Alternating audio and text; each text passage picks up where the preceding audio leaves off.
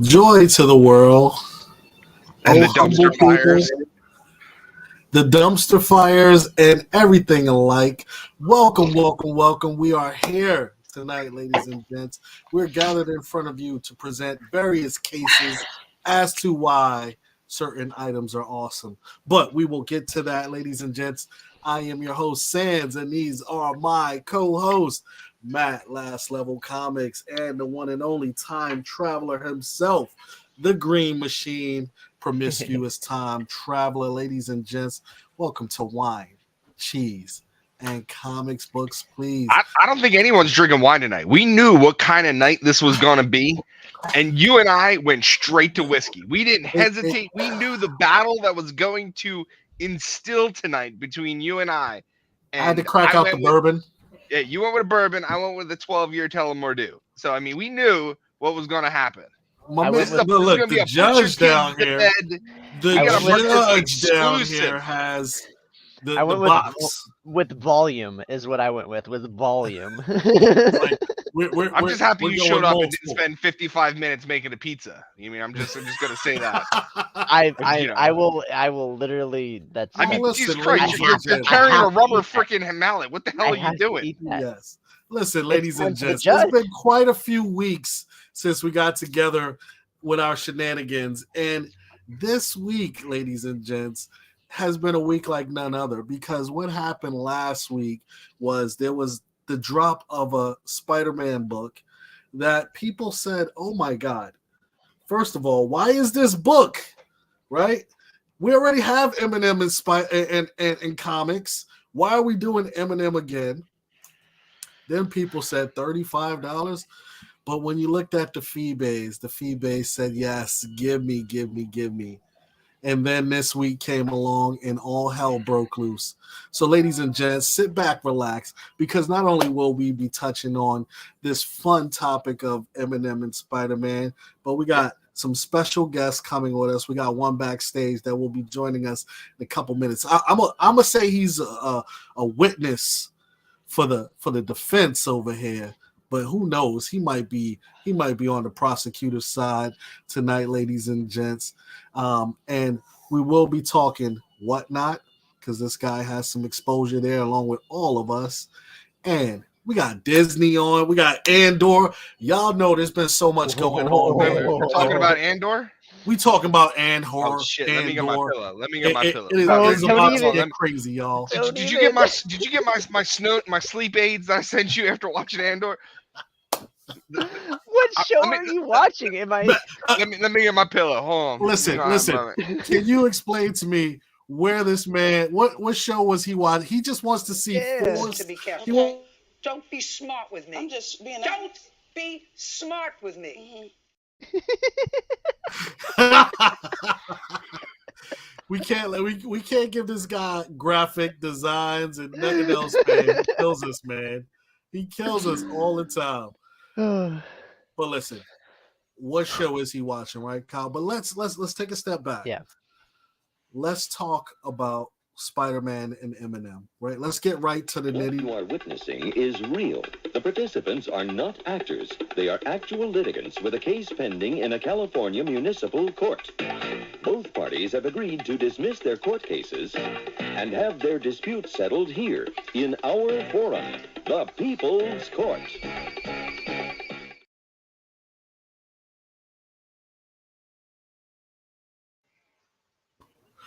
Your Honor, I'm going to make the case that Spider-Man and Eminem is a much-needed product in this community. It was organic and healthy. It was not by the book in terms of your people pushing and propping up and pumping and dumping. Spider-Man with Eminem is an amazing classic cover. That's what I'm going to say in my opening statement, Your Honor.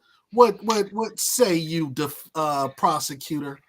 When's the last time you spent $75 on toilet paper? Because if you spend $75 on, I think it's what, 22 pages? That is the most expensive piece of toilet paper in eBay history, right up there with the acetate cover. You can first wipe the shit off your ass with the plastic on the acetate cover, and then you could dab it with the paper of this M&M cover. And I'm an M&M fan, don't get me wrong, but I swear to you, if I ever see a comic book selling for inflated prices that never deserve to be at the level that they are, and people are like, oh man, that shit's gonna be great, I'm out. Now, first of all, I can't wait to tell you why I'm out. I'm gonna tell you what I think I have like 15 keys lined up that you could have spent your money on for the same price that you would have bought that damn book for, that would have held their value for eternity, versus Eminem trying to Papa Doc Spider-Man with the underground battles. Now, Your Honor, I want to hold this prosecutor and you know, what do they call it? Contempt of the court. Listen to me carefully. Okay. Don't be smart with me. I'm just being. Don't be smart with me. I can do this all night. On what grounds? All night. On what grounds? On the grounds that he, my friends, is no true comic fan. He is focused only on what matters to him, his major keys. He does not care about the art of this book. I object. I object. I object. I'm sorry. Well, let me do this. Before we even begin, let me bring in my witness for the defense. This man waited on the line with me in the rain to get this book. 18 hours, and it was sold out in a matter of, I don't know, 45 minutes of chaos. But he's here tonight to tell us what time. What time? The first time was on Eminem's page, or the comic poop. We're talking about the Hall. The Hall. Okay. Sustained. Let's see our guest. Introducing the one and only Dustin of Two Brother Comics. What's up, Dustin? What's going on, guys? I'd rather debate Dustin in this, because I at least feel like I could have a conversation with him. Like, honestly.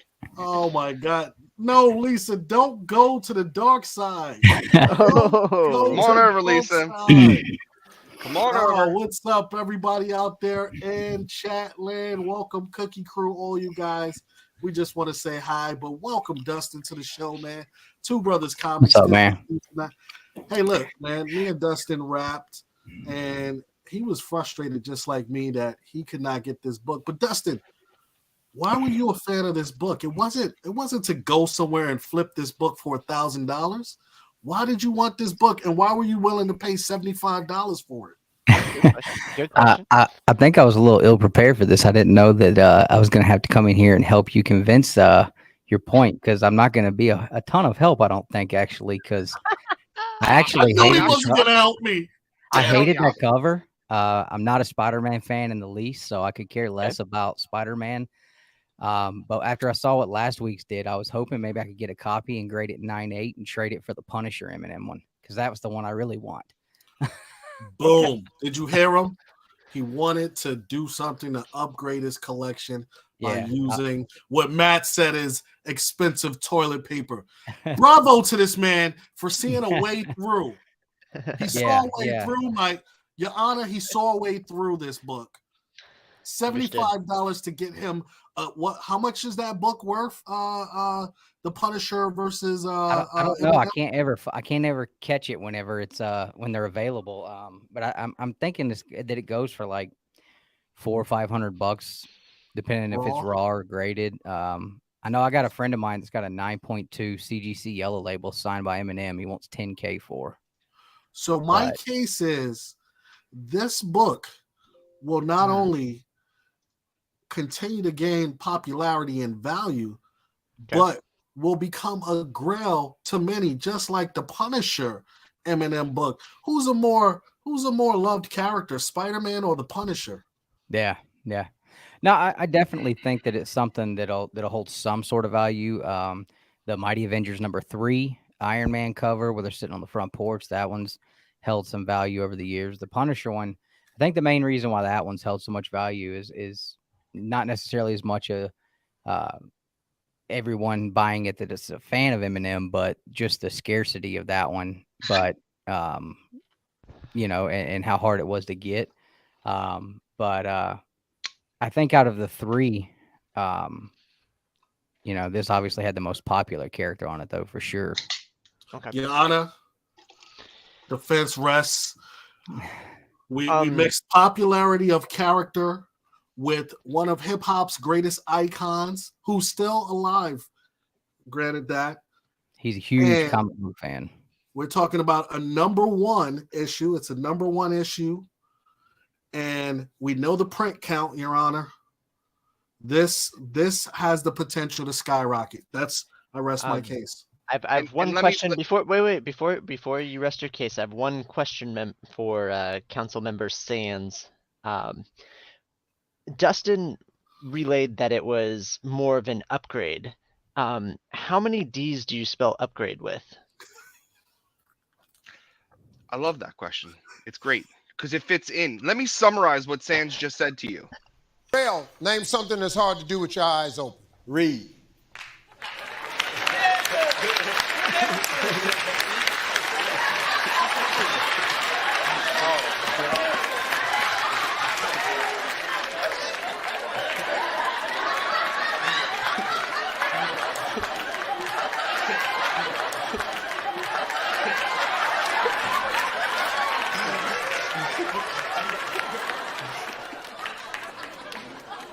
Name something that's hard to do with your eyes open. This boy in college. He enrolled. All right, well, now that we just summarized defamation of character, he's got me on the people's court with braids, like I'm Rick James, and now he's got me on the price. What is that one? I mean, you just keep giving me the fuel. I'm going to make the fire. I mean, come on. Because he has nothing but listen. He's obviously he's obviously a punchline.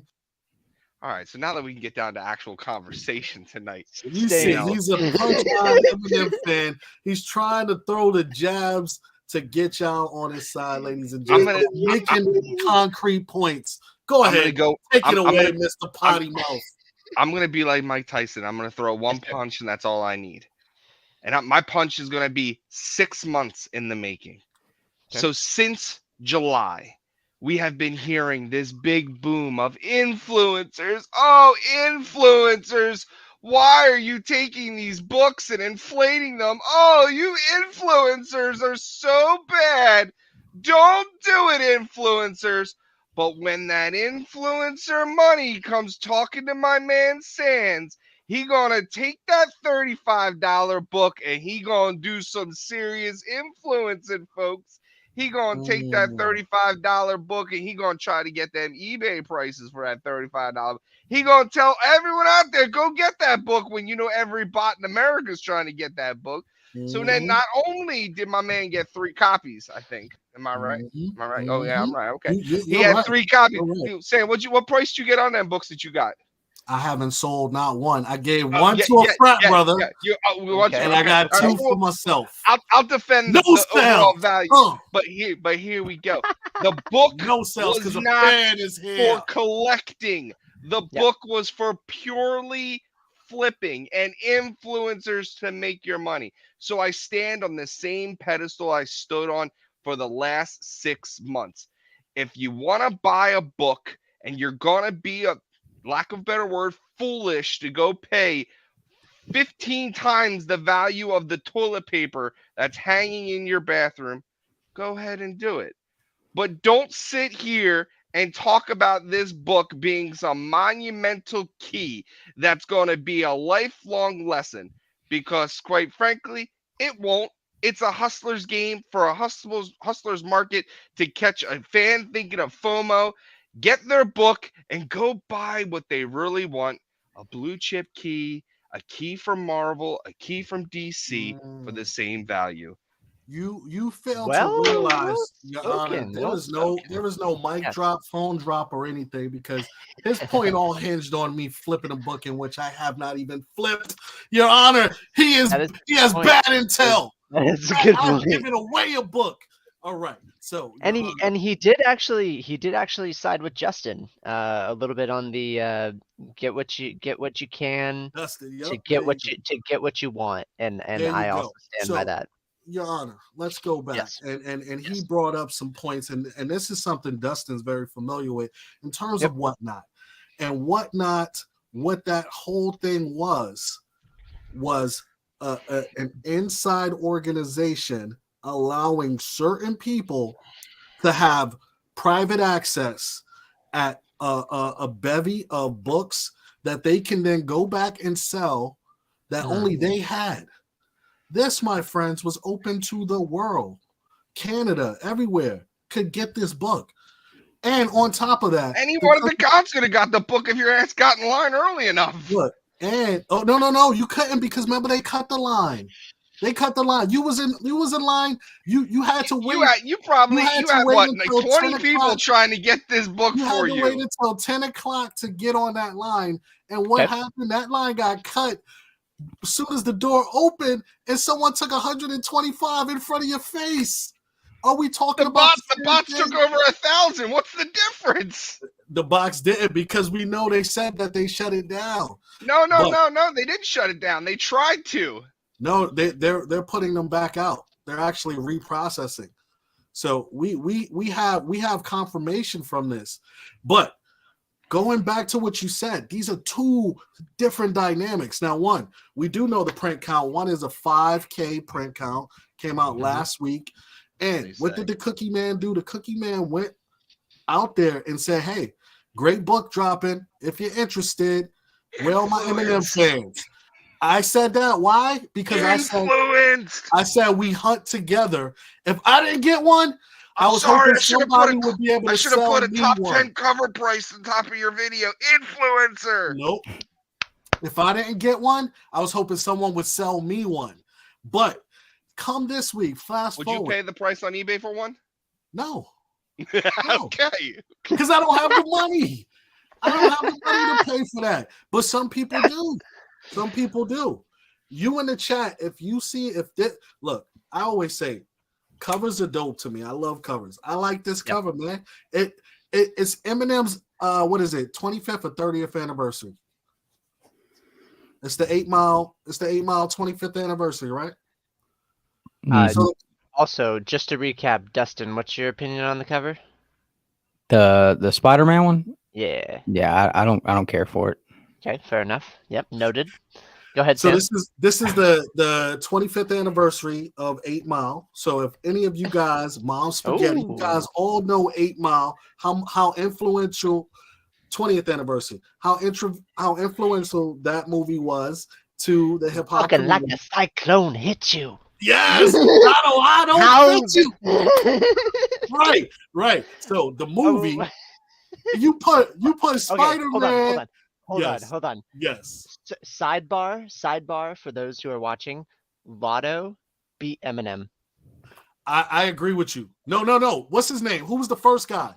Lotto. It was Lotto. Not Lotto. Lotto was the second guy. Diggity, something. What's his name? He actually, I think, won the battle. Interesting. Yes. I gotta murder that dude from Leave It to Beaver. Yeah.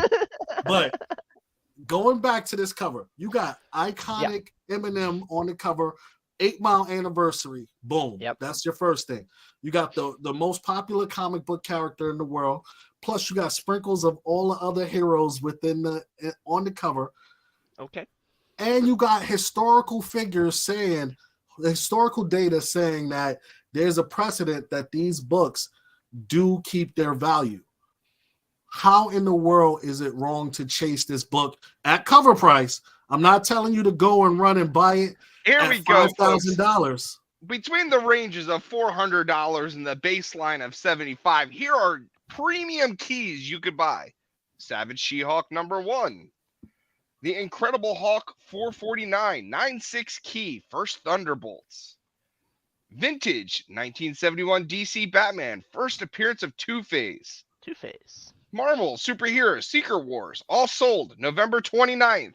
Let me keep going. All keys you can spend that will carry that incredible character that actually fucking matters in comic books that actually have fucking relevance. Let me continue. First Carnage. Let me continue. Fucking Deadpool. Goddamn Conan has more freaking value than this book. God damn it. You influencer. That's all you're doing. You're influencing right now. I'm getting you a name tag at Terrificon next year, and you'll be signing autographs for $5. Tell me the definition. I agree. I think we're all influencers by nature. I would also pay $5 for Sans' autograph. There you go. But by definition, tell me what a dumpster fire is, because you call, Your Honor, I think this case needs to be thrown out because the opening video had a dumpster fire. What is? Okay. Don't be smart with me. I'm just being. Don't be smart with me. I'm gonna do it all night. Does the council member Matt have a answer to the dumpster fire comment? I mean, come on. You knew this book was hot, and then you had the most flawed setup for selling comic books in history. I mean, please, your website lasted all of 15 seconds before your dumbass posted the time on which you were dropping it, so every bot in America could do it because they saw an easy way to make $500 on eBay. So yes, 100% the Hall, you are a fucking dumpster fire. 100%. I don't care if you think, oh, well, what can we do to combat bots? You don't give the time. You drop it. You drop it in multiple avenues. You drop it in segments. You do 100 at a time. And once those 100 are done, you repost and do it again. Objection. You do anything other than the stupidity that was observed. Objection, Your Honor. No one knew the time. Objection, Your Honor. No one knew the time. Dustin, how long were you waiting until we found out what time this thing was dropping? Didn't you just have to be on pins and needles and be like, okay, go? And in fact, Dustin, they announced it like 15 minutes before it went out. The week before, Dustin, like did you not miss the drop completely because you had no clue when it was happening? Tell us about your experience the week before, Dustin. Yeah. I was working on pressing and cleaning books all day, so I was refresh every now and then when I got a chance. The man was working. When I went to go get my kid from school, that was when it dropped. So I was okay. I get home and I saw the Instagram messages and I was like, oh, well, shit. Okay. Would you say that they were watching you and waiting for you to go pick up your kid from school? They literally said on Instagram, "Oh, this is when we're dropping it." I mean, wait. It's a bigger neon sign. Like, come on. No. Wait, Matt, is that good comeback? Posting the time? You drop it and you say, "Okay, it's dropped."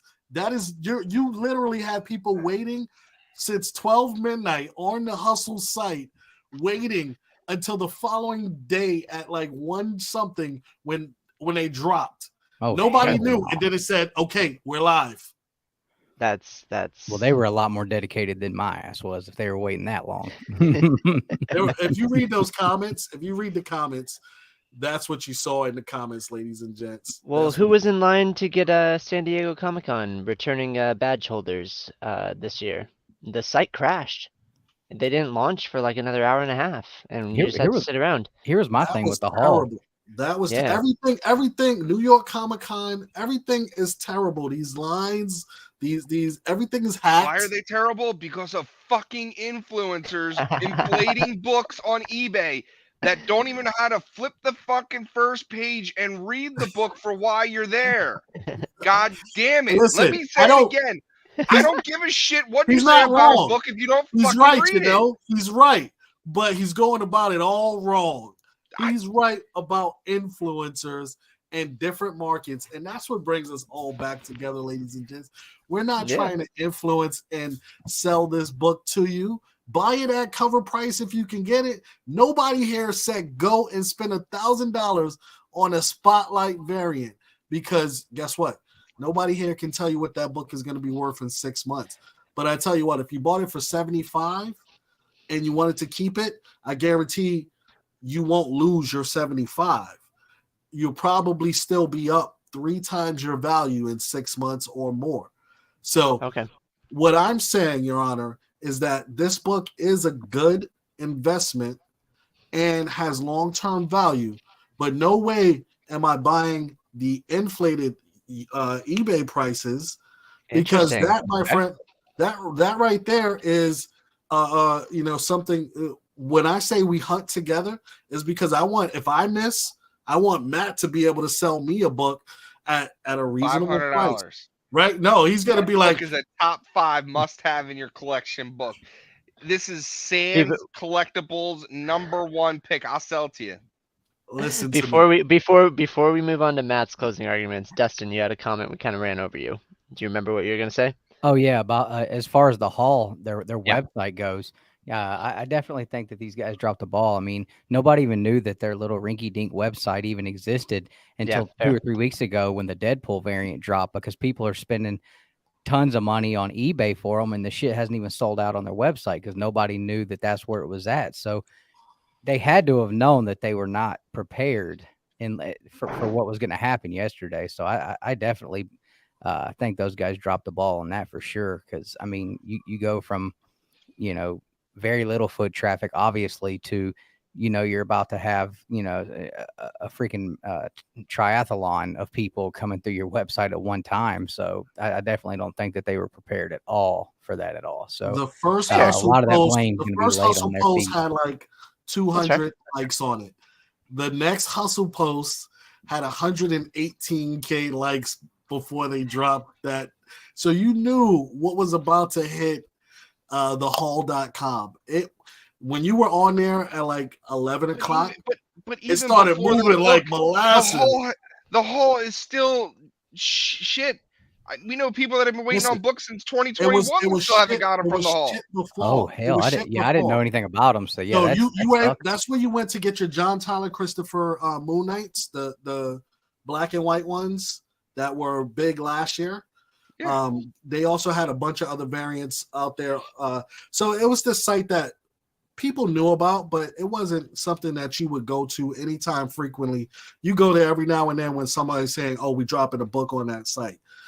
This by far was like the biggest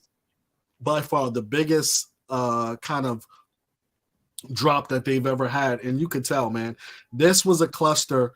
But I wanted to go back to Matt's definition of dumpster, because we do have shout out to JP's budget collecting, man, because when he says dumpster fire, he's talking about a book that has skyrocketed in price, and then when you invested in it, it's come back down and crashed. You mean every variant in the last year?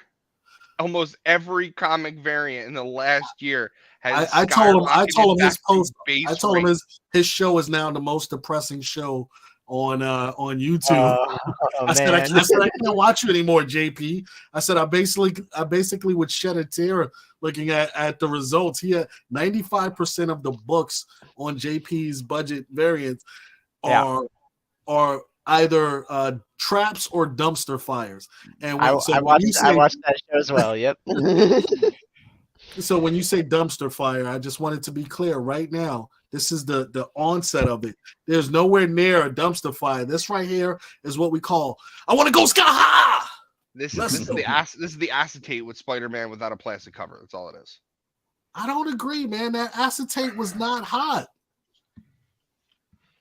The acetate was the #1 most controversial talked about book in the last 5 years. That's what I'm saying. It wasn't hot. It's still selling on eBay for prices that should never even look on eBay at that book now. Pull up eBay. That book $150 to $200 still for a 9.8. For a 9.8, that's what they were paying for the Raws. Paying $99 for the Raws. They're still making $80. I think I will call Nola to the defense here. I think Nola paid $200 for a Raw on the second day it dropped. They were charging secondary market. Yeah. Well, secondary meaning on the second day from the like Spectral Comics was selling it at $150 to $200. Yeah. Not the initial marketing. It didn't come directly from Black Flag. All right, back to what matters. I call into whatever inventory the actual mailer of said book from M&M. This book came in a paper mailer. So again, coming from the company selling you this pile of shit, they sent it to you in the category of which they wanted you to receive said pile of shit.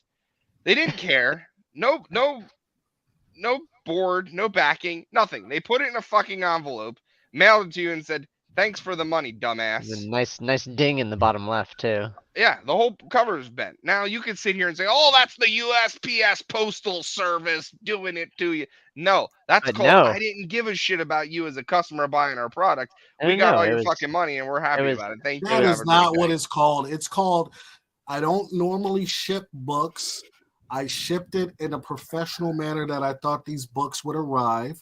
They do come in bag and boards. This isn't eBay shipping right here. Do you need me to put the prices right back on? Because legitimately, your defense is the price is right about trying to read right here. You're shipping a comic book in an envelope. I'm literally about to put the fucking prices right back on. There we go.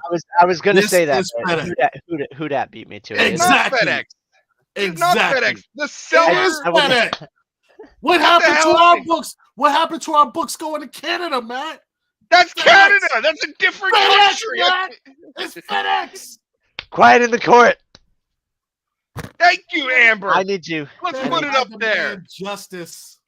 God. I'm gonna have to make a ruling. Closing. You could have spent all the money in the world. Eminem is an amazing rap artist. I will give the man credit. He's probably top notch, right below Biggie Smalls and Tupac in my overall history. But the man is a legend. But quite frankly, I know the Punisher book's old. Where's this book in 6 months? Where's this book in 6 months? Forgotten. Dustin, where's this book in 6 months? If you got in on the ground floor, have you made money and have you kept money? If you bought it for cover price or if you bought it for the eBay price. If you bought it for cover price, or all right. Give us both scenarios. So I think if you bought it for cover price, I think raw this book will probably be worth under $150. I think if you bought it on eBay this week, then you better get rid of it quick because I don't think it's gonna hold. I think that this is gonna probably fall in line with a lot of the other stuff because it's kind of like the whole thing with the Tosin. Everybody wants to catch that lightning in a bottle again. Tosin's not Miles Morales. This book is not the Punisher book. And this is the game that everybody wants to play all the time because I missed out on this one, so I want to get in on the next one. And 2021. If it's not, if the next one isn't going to be up to par with the one I want it to be, then what can I do to get it there? But how long ago did Tosin come out? I think it was like February, like early this year. So 6 months data. Is the book still selling for what it sold around initially? I think a lot of that comes from the misinformation from the Black Panther movie, though, because it had dropped and then it came back up because everybody thought that he was in the movie. So I think once everybody, I'm just saying these books are keeping their value. Disney with their misinformation. Oh, I can't wait to get to that. There's no way that a character would drop in a comic and show up in a movie 6 months later. The process that it takes to make a movie. I had to tell so many people. They were like, "I'm not selling any of my Tosins," and I was like, "Bro, it's at least 5 years before you would even hear a name." Yeah. All right. Two questions to you, Sans. 2 questions to you. Answer the question that you asked, and then also, what is Tosin at right now? So if you look, to answer the second question, Tosin is ranging anywhere from 49 to 69. That's about where it was. Okay. That's about where it was, right? I think it is. I think it did drop down to like 39. But there was a point where people were happy to get it for 75. 25s, so the 9.8s. But as a whole, the book has kept its value, and I think it's probably going to be one of the stronger books of the year in terms of. I'd say that's fair. Yeah, in terms of what I say, there's probably 5 books that keep their like it factor all year. That's like that Death cover, that Jenny Frizen. Both of the Jenny Frizen covers, the Grimm one is still up there. The Death. This book, Super Mario, 8 Billion Genies. Yeah, 8 Billion Genies. So you get 5 major books a year that keep their value. And I think Tosin stayed within that range. And then first question, what about where do you see this in 6 months? In 6 months, I actually see the book still sold. Nope. I guarantee you I will have a 9.8 copy of that book as long as FedEx doesn't mess it up. A 9/8 copy of my collection. I see the book. I see in 6 months there'll be a bunch of 9/8 copies on Feebase, and the book will get a resurgence in value. And I think it's going to settle. The raw will be, if you pay $35 for that raw, you will still be able to get $100 for the raw, and the 9/8 will sell for about $300. Okay. What do you want to bet on it?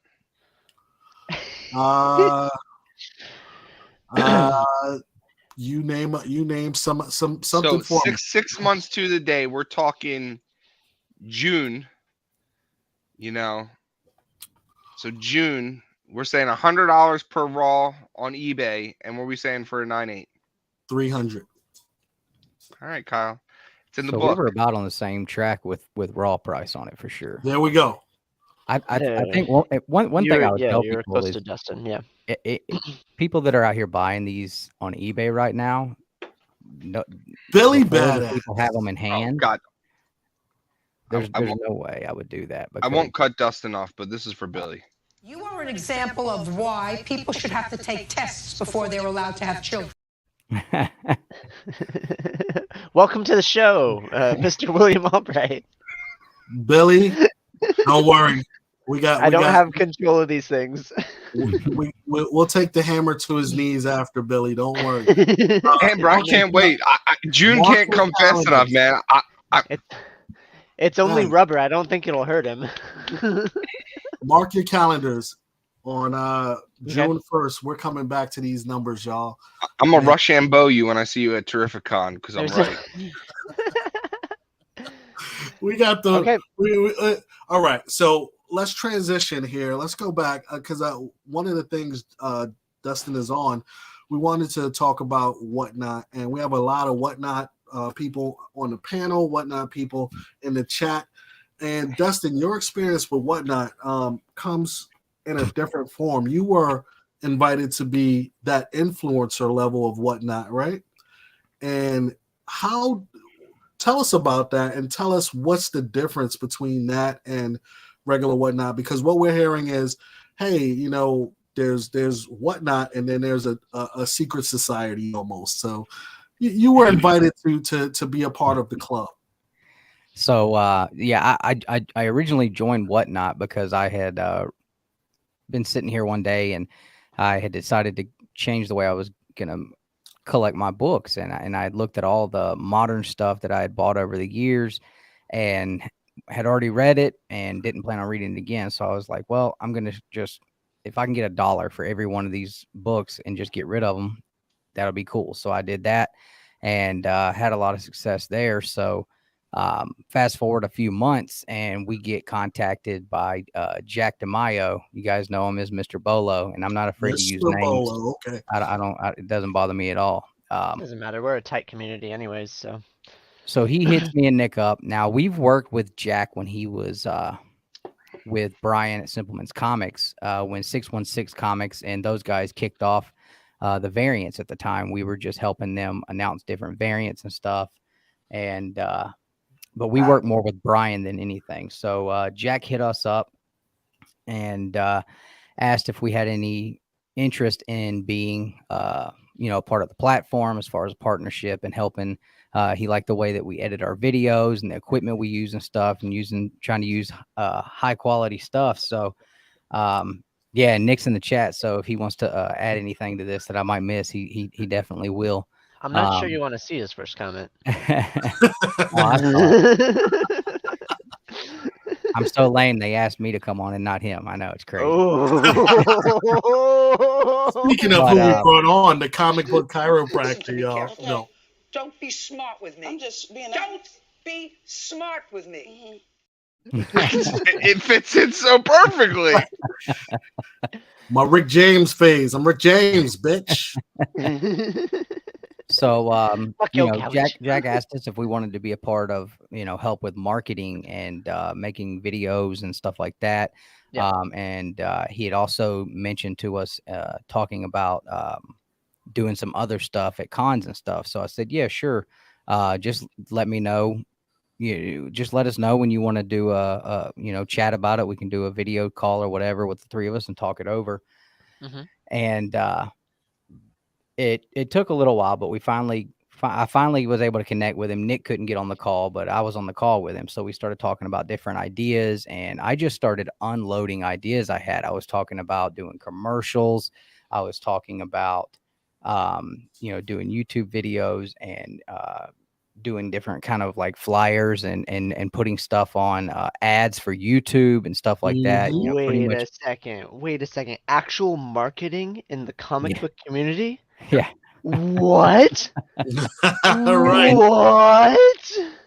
And then he also started talking about he would love because everybody sees the videos and stuff we do at the Comic-Cons. We've got a big crane with a camera and everything we roll around. I mean, like, we've got some big equipment for that stuff. So he had talked about having us fly out to Comic-Cons and then paying us to go out there and do interviews and stuff with creators for Whatnot.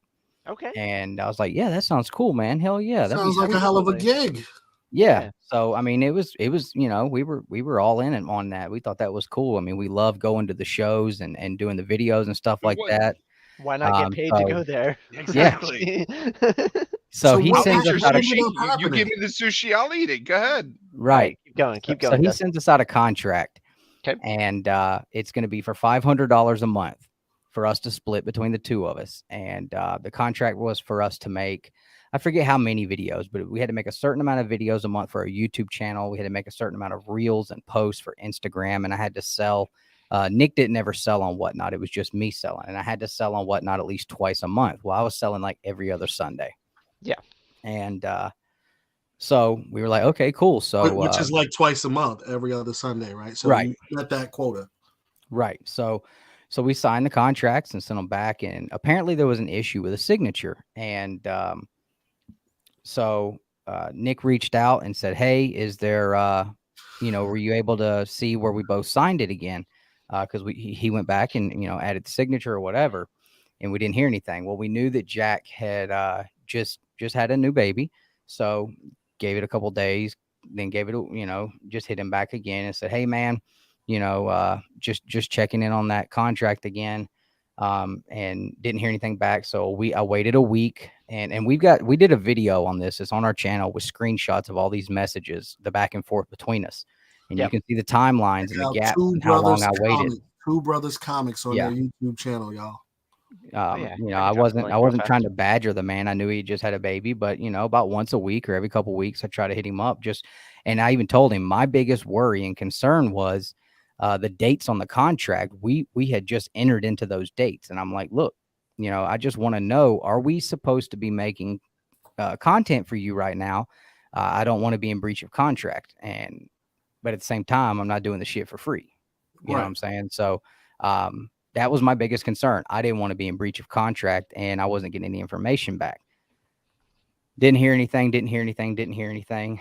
And the next thing I know, I see Whatnot is offering money to people who are selling on Whatnot to make their own commercials. Make your own commercials and submit them to us. And we will pay you $200 if we decide to use them. Okay. And then I see my buddy Jim Mint and I know that mixed reactions on him, but Jim Mint's been cool to us since the day we put our very first video out when nobody knew or give a shit who we were. And he's been cool and very helpful to us the whole ride. So I'm about the same way, mixed emotions. I think Jim, man, he stepped on a landmine going to defense for people earlier. Landmine. He just jumped on the grenade with his ass. He jumped on that motherfucker like he was Captain America. I'm gonna stop the World War II. So what happened with the contract? So I'm seeing things that I gave ideas about being put into practice right in front of my eyes. Well, then I see other people doing interviews with some of the artists and celebrities at Whatnot, going out to the cons and doing the other stuff that we were supposed to be doing. And I'm like, okay, well, maybe they just decided to go a different way. No problem. So I just hit him up. I was like, hey, man, I was like, I don't know if we are just missing you, or if you decided to go a different way, like no problem. We're just trying to figure out what's going on. Just let us know. Yeah. Honestly, we didn't give a shit. I mean, I don't. You're only talking to the point. We don't want sponsors. We don't need sponsors. We don't want to be tied to anybody because we don't want to have to worry about not being able to do what we want to do. And you're only talking $6,000 for a year. Don't sell me this dream. You ain't no influencer. Don't sell me this dream and then tell me like, I was just kidding. I was just kidding. Last time I checked, your name ain't Sands Collectibles. Yeah. And not to sound like an asshole, but I mean, to be honest, like we were working with DC and Warner Brothers, like Whatnot's not shit, and we ended up canceling on that. Like we ended up dropping that, like, so it's not like we're out here just like groveling, trying to get attached to someone because we, so we can pump our numbers up, our subscribers up. 10,000 subscribers, man. What the hell? They would have been smarter connecting you guys with their other influencers and keeping a fresh perspective because of the content, the way you guys create shit. It would have been smarter to go about the things that they had predicted with that they had said that they wanted to do with you because it would have been authentic. Instead, they went a different route and fucked you guys over.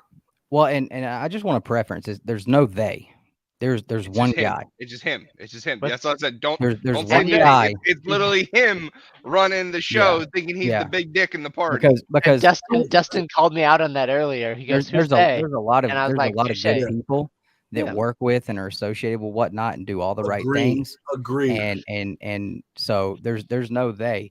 But yeah, Jack is either out there promising stuff that he has no business promising because he can't actually deliver on it. And I don't know if that's what happened. Maybe he didn't check with someone before he started telling us all this, and maybe he got embarrassed. I don't know. But regardless, me and Nick had the same opinion. Like, dude, we don't give a shit about this contract. We just want to make sure at the end of the day, we're not supposed to be doing this, making this content right now. Just tell us, like, we decided to go a different way. You guys suck. Fuck you. Something. Tell me something so that we sounds know, like that's the MO. It sounds like that was the MO because as your brother points out, tons of people have gotten this done. If you look at IG, there's multiple people who will say, hey, such and such contact me about a slew of my books. And I gave them all the wrestling books and they were doing this whole wrestling promotion and they stole my shit. They never gave me, and it took like putting all of that information out there for this person to be made whole. And it sounds like that has continued to happen. Yeah. And what I'm also seeing is the little guys, like when I talk to my guy, Chad RCG and other people, never get promoted on this platform. Yeah. Like they are doing numbers, but they never get that promotion like these other people, man. It's so weird how they pick and choose and then show the favoritism. And shout out to all the little guys who continue to hustle on there and make money because people are eating off the platform. It's just everything is slow right now. But some people got unfair advantages for no reason. And I'll tell you this, I did not work directly with Mr. Bullo, but Adam Soberjack, I know he's up there with him. He reached out to me too. He reached out to me after I was doing all the No Mas trailers. I did all of those, especially with the JFK book, and he promised me a contract and everything else. And he wanted me to come out. He wanted me to come to New York and everything. And I said, nah, bro, I'm out. I said, I'm in this for the fun. I 100%. I have all the credit. He's like, oh no, your work's great. We love the idea of it being like movies and comics, and we could do some crazy things with pops. We like your style. You're poppy, man. You're real poppy. And I said, oh, dude, I just do this because I like people. Like, I reached out to him on Messenger when I wasn't getting a response from Jack, and I've got messages that I screenshot, and I think we put that in the video too. I told him, I said, hey, I'm just trying to get in touch with Jack. I need to know what kind of content we're supposed to be making, if we're supposed to be doing it. Our contract apparently started, and I can't get information. and he told me that he didn't know anything about it. Talk to Jack. So, and then I never heard from him again. So, but what would have happened if you guys would have just started creating content and then took them to court? It takes too much, and that was the whole like, and that was the whole thing. Like it takes so much time to do the stuff that Nick does with editing these videos and the stuff that I do when I record, because that's our 1-2 punch. I'm like hounding Matt, and Matt is like, dude, these videos are crazy. I told you, like, the judge thing came about like 2 hours ago. Matt is a champion. Like, don't even get me wrong. So they listen. They actually reached out to me for cards. Like, I did a ton of shit for cards for them, and they were giving me $50 a pop for the videos. Yeah, for the card community. I was doing pop-ups. I was doing animated like intros, like the 5-second animated, like, this is going live tonight. I did all those. And then they were like, oh, we want to sign you on exclusively, blah, blah, blah. Yeah.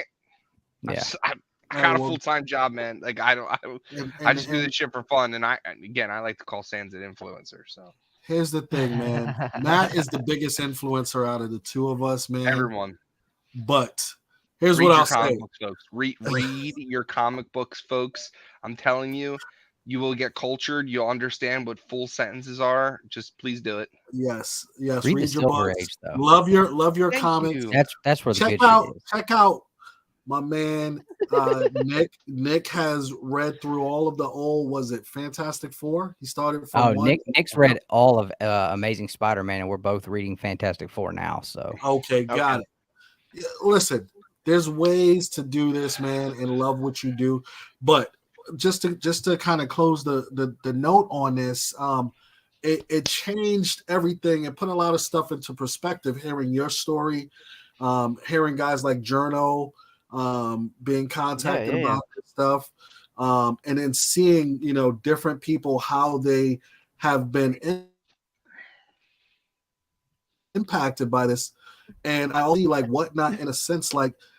The app is down. I'll say that. Like it's not that buzz that it was before, and I don't know if it's going to be there in a year or two. And yes, it's kind of it will because it was there long before comics came. It was there before comics. Whatnot is not going away. It will always have the impact. It will. What do you? No. Whatnot's new. Like I used to buy. No, there was like cards and sneakers. There was like cards and stuff like 2 or 3 years ago, I think. No. I was buying pops on it like 4 years ago. Yeah, before the pandemic for like $5 a pop. Mm-hmm. Listen, we'll be having the battle of all battles when you have eBay Live and Whatnot, and that's when you'll see Whatnot tank. You'll see people go to Whatnot to buy the $1 starting bid books to then turn around on eBay Live and stuff. Nobody is the days of starting at $1 has transitioned, right? Because you start your major key at $1, you're getting your ass handed to these days. Mm-hmm. That's why I quit selling on there. That's why I quit selling on there because 2 shows in a row I put up a near mint copy of Spawn #1. I mean, it was clean as hell. Started them at $1, and one sold for $2. The other one sold for $3 with like 25 plus people watching. I would have went to the bar and drank. So when I did, after that happened 2 weeks in a row, I decided, you know what, I'm just gonna pack it up, and I was just, like I said, everything was just slowly dwindling. Even though I was just, originally I did say, if I get $1 a piece for every book, that'd be cool.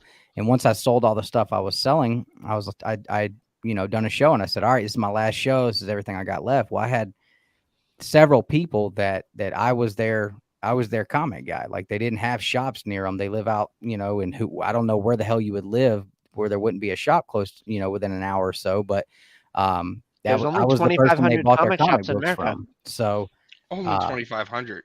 Yeah. So I told him, I was like, I said, I'll see what I can do. I was like, I don't want to get in the business of like buying collections. And I ended up finding one really close to me that I was able to get cheap. And, so I said, all right, I'll sell it, whatever I have in this collection, once I get done with that, I was like, I got to be done. I was like, because this is just wearing me out. It's a lot of work, especially the packaging and stuff. So the package. I'll be honest with you, the packing is easier than YouTube. I 100%. Oh yeah, for sure.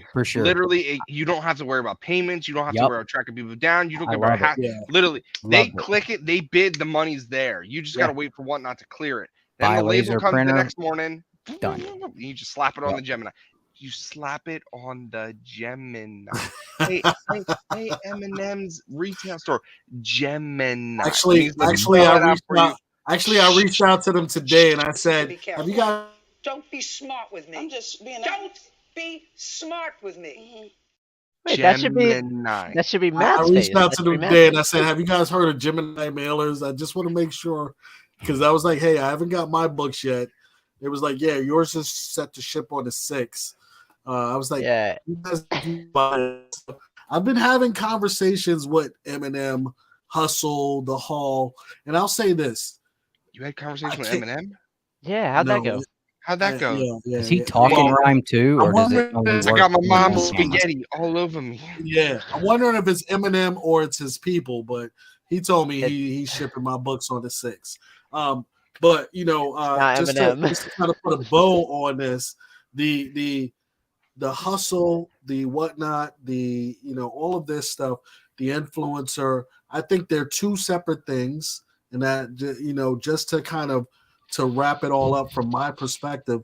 And I think that again, if you're a small business and you're able to get on Whatnot, it's a great platform to build a customer base.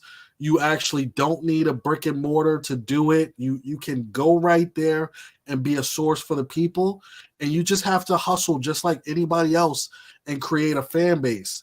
But if you're thinking, hey, look, I got these books, I'm just gonna jump on Whatnot and throw it up, and I'm gonna get 15 people or 100 people to look at me. No, you got to work to build your fan base, and it's getting tough out there. So you see people kind of migrating in and out of that all the time.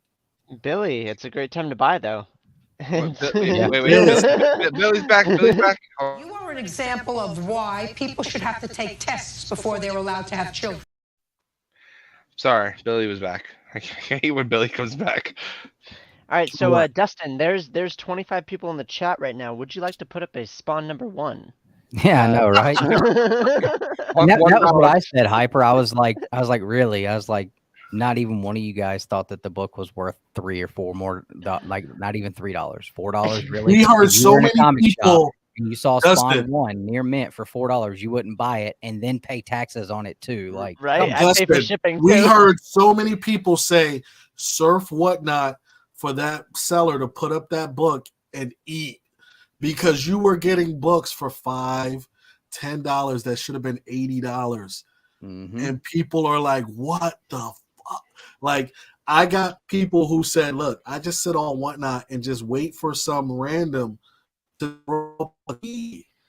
And I just, like, you outbid somebody $10, $15, it's done. Yeah. Done. Yep. And that's the bottom line. Yeah. Actually, the bottom line comes with my ruling. Do I get a closing statement? Right? Quick closing statement. Yeah, go for it, Matt. So listen, folks, there's tons of books out there. If this year has not taught you anything, it is don't listen to the fucking influencer. Buy what you love, buy what you like. Again, read your comic books. I cannot say it. Week after week, I tell you, read the books, because the books are better than the shit ass covers. The books have I just can't say it enough. I'm sorry, but quite frankly, if I'm spending $35 and then I'm buying a pre-sale second market on eBay, and I know that book's coming to the original seller in a FedEx envelope, quite frankly, the dumpster fire is not well enough. I mean, I need a straight up garbage disposal car compactor. I wouldn't touch this book for 2 years, and I'll get a $9, $8, and $50. Period. Yeah. So, can I get my ruling? The floor is yours, Judge. All right. So, the problem with my ruling is that no split decision. Before you even try this shit, don't even go down that road, because I'll kick you right out of this chat. You need to make a side. Now No, you pick a side because we ain't having this. But I agree. I agree with. No, you pick a side. Okay, hold on. I took notes. I took notes. Hold on. Let me go to my. Take a minute. Think about what you're going to say because you need to pick a side. Put up the cover for him. All right, I got you. Hold on. And again, chat. What is your side? Hot or not? Let's hear it.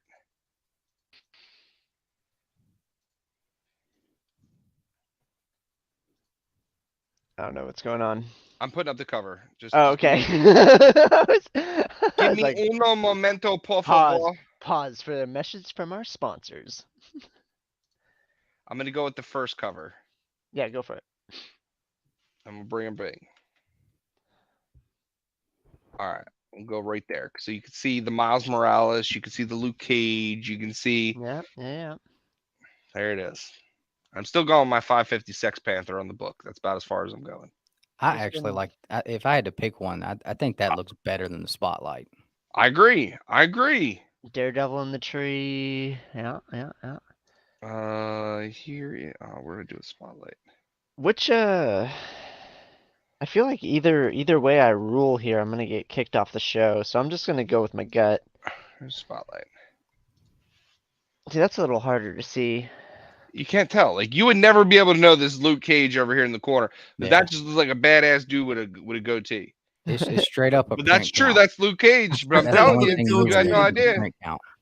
I just been looking for Cheddar Bob and I haven't been able to find him. You know what? That would have made the book more enticing for me for sure. If he Cheddar Bob in there. He's got to be on the crutch. He's got to have the crutch. Thank you. I love that they got 313 on the wall. Ass dude in the trees. Like, come on, man. This is like. Yeah, I thought Daredevil hiding in the tree was kind of Hey, look, weird. Daredevil's in there, Creamer and Cash. Where the fuck is there a tree in an underground rap battle? Please, come on. No, they're outside. They're outside on like a rundown Detroit platform. Y'all represent the 313. Come ride with me. Yeah. It's one Notice of the that this man didn't put his hands in the air. He's not from the 313. I love Apollo Crews, man. I read literally every one of his comments. I read it like this. I thought Luke Cage was Prince Albert, baby. All right, Judge. Judge, it's back to you. Okay. My ruling, based on the failure of technology to create a fair market and a fair price for us to get. I know. Don't give in to him, Kyle. And for the just the sheer audacity of the comic community still not doing marketing properly. And then when they try to do marketing properly, they screw over people like Dustin by giving them a contract and not following up with it. I have to rule with Matt. Damn it, Your Honor. I'm filing a civil suit. However, civil suits will not be allowed in my court because I'm exposing both of you for betting in a court of law. 6 months, I'm rich. 6 months, I'm rich, baby. I don't care what you say. I'm rich. Based on the bet that you both made at the end, before the closing arguments. 6 months, I'm rich, baby. I feel hard. I feel luckier than betting on a blind horse. It got me disbarred. As much as I do see both sides, and I do agree with various aspects of both sides, I am siding with Matt. And a recap for the 25 people when we were here. Well, name something that's hard to do with your eyes open. Read. That's all we need to do. We don't got to go any further. That was literally what you hit me with the 411 before, man. I would have prepared better for you. Right, Dustin, you did your part, man. The judge was paid. The judge was paid. I gotta be honest. I can't thank you enough for coming on, man. And influence. But before we even go, we got a few other topics to really quickly touch on. Absolutely. Let's touch. I gotta get my sleep aid. Yeah, let's talk about Disney. No. Let's talk about Disney. All right. So I'm losing my hand. Today, baby. Today, baby. Hey, Willow. Yeah. Willow. Episode 1 was flawless. speaking of Disney, let's bring in one of our experts. Mr. Hudat. We got the one and only legendary Hudat Comics. Make sure you guys are following him on Hudat Comics and Movies on YouTube and IG. Mr. Hudat Comics is in the building, y'all. So we want to talk a little bit about Disney because Disney is all over the place right now in terms of content, in terms of what Marvel is doing, in terms of who's leading the show. You got real quick. Tell me it's not the best news you ever heard when he was fired. Tell me it was not the best news you ever heard when he was fired. To hear what this man has done in the last year and a half, 2 years, versus everything Iger has tried to put together. Let me just go ahead and say, Hudat, can you set the stage for us in terms of a tale of two Bobs? What are we talking about when we say there's a change at the helm of Disney? All right, so what the Bob that they're referring to is Bob Chapek. That's the one that got ousted. All right, so Bob Iger put in place a lot of stuff, and really the next CEO just had to keep the course. He basically, you just had to don't fuck this up. Sit back and do. And when what did he do? Everything that Bob Iger touched, he wanted to make it his own. The first thing that he did that Bob Iger, which is the guy who took over now, hated, he didn't want a middleman for the creatives. And the creatives mean the people who make the movies, write the movies, direct them, stuff like that. They go to Kevin Feige, and Feige goes to Bob Iger, the man in charge. Yep. He doesn't like middlemen because middlemen don't know what the hell they're doing. And Bob Chapek was like, hey, I got some banker buddies, and he got them all jobs, executive jobs, pay very well because it's Disney, and they were the middlemen because he didn't want to answer to any creatives because he's the CEO. That's how he felt about it. Mm-hmm. He and a lot of things that Bob Iger would attend, premieres, park openings. You can name a whole bunch of stuff. Bob Chapek, I'm the CEO. I don't have to do that. He didn't go. I don't think somebody could correct me if I'm wrong, but I'm 99% sure he didn't go to the premiere of Shang-Chi. And he called Shang-Chi a great experiment. That is a quote. That is a direct quote. What he called that movie. Single best picture in Phase 4 Marvel. The second best picture in Phase 4 behind Black Panther, but we'll let him. But we'll say this. Movies are subjective. Absolutely. And every person here can have a different view and a different feeling of the movie. Don't be political tonight. You're being too nice. Just I'm say, being true. my opinion. I don't give a shit what you say, Matt. I'm being true. I'm being truthful. Don't give a shit what you say, Matt. God damn it! I'm just being truthful, but I totally agree. Every person has a different feeling about it. But Bob Iger's all about the community, about the creators, about the product. He's more about that than making money. He's because he knows if you take care of that, you will make the money, and he's proved. I think he was CEO for 15 years or 20 years or whatever it was, and as soon as he came back as CEO, the stock price, I think, went up 8%. I'm not 100% sure, but I think it went up 6 to 8%. It's definitely going to do that because Bob championed in so much in terms of the years that he led, right? He wrote the blueprint. He literally said, "Don't fuck this up." He said, "You could be." He didn't say fuck this up. He said, "Look, you can't fuck this up." He didn't say, "Don't fuck this up." But yet he said, he did. "You can't fuck this." Yet BC did. BC. And he said, "Hold." And Bob Chapek said, "Hold my beer and watch me go to work." But people. But Bob was still on. But Iger was still on the head of the board. No, so he ended up relinquishing the head of the board. And normally, this is how you know Disney kind of was not going on a weird track. Mm-hmm. Normally, the CEO is the head of the board of directors for Disney. It's been that for years. This was the first time when they voted for a new board of directors. Guess what? It wasn't Bob Chapek, the CEO. It was somebody else who was on the board got voted as the head of board of directors. Interesting. And that kind of hurt Bob Chapek a little bit. So what it tells me is Bob Chapek is an egotistical maniac, man. He wanted his name on everything. He wanted to undo all of the influence that Iger had put in place and say, this is my own. I can do it on my own. And instead of riding the wave and maybe introducing one or two new ideas, he fired everybody that he thought was competition to him. And he fired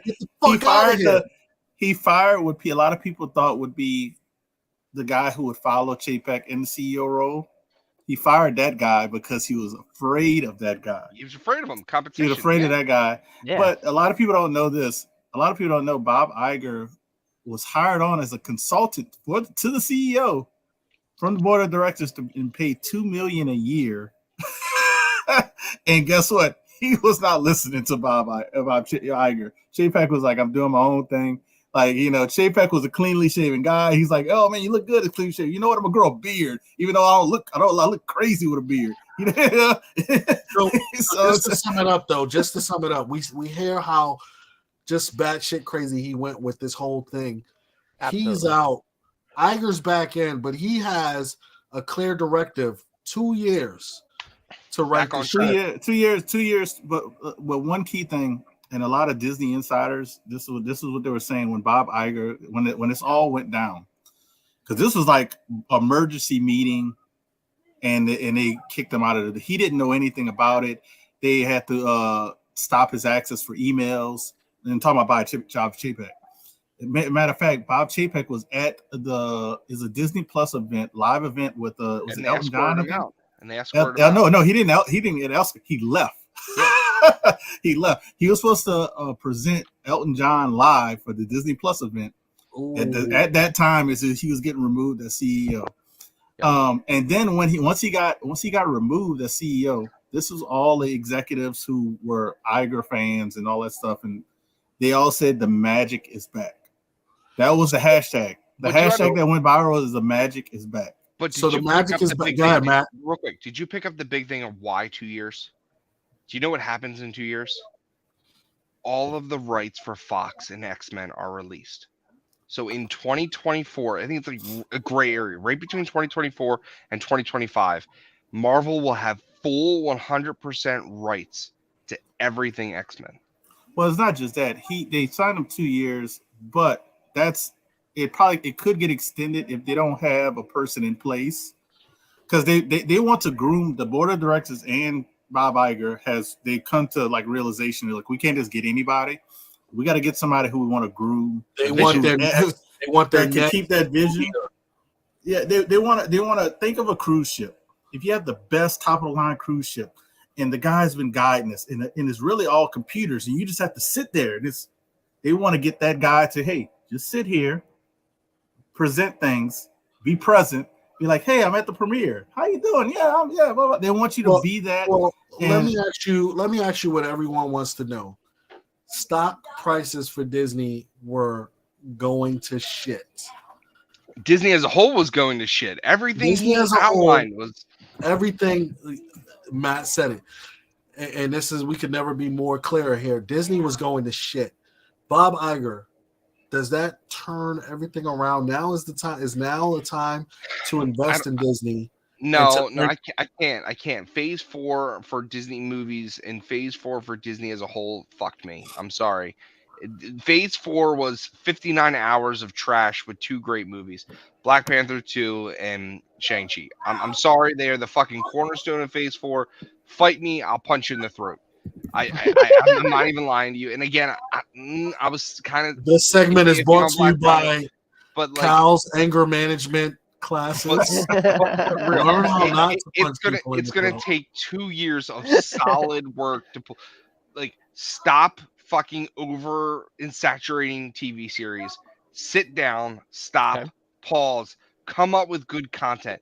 Come up with content that's going to relate to movies. Come up with content that's going to relate to comic books. Come up with content that's going to build your universe like you did in phases 1, 2, and 3. Yeah. Like I will say this. All written down disagree a little bit because Yes, it's the time to invest in Disney. Yeah, because if you look at what they got going on next year, this year of Disney movies was ridiculously crazy. Like I think it was like in 2020 or whatever year it was. I forgot. I think it was 2020. They made like what $2 billion? No, more than $2 billion. It was like 2.7 billion. It was in movies. In movies this year, they're probably gonna just crack a little bit over $1 billion thanks to Black Panther. But they don't have a lot of content. They do need first. If you look at Netflix and stuff like that, they do need more television or streaming content. They need to ramp that up.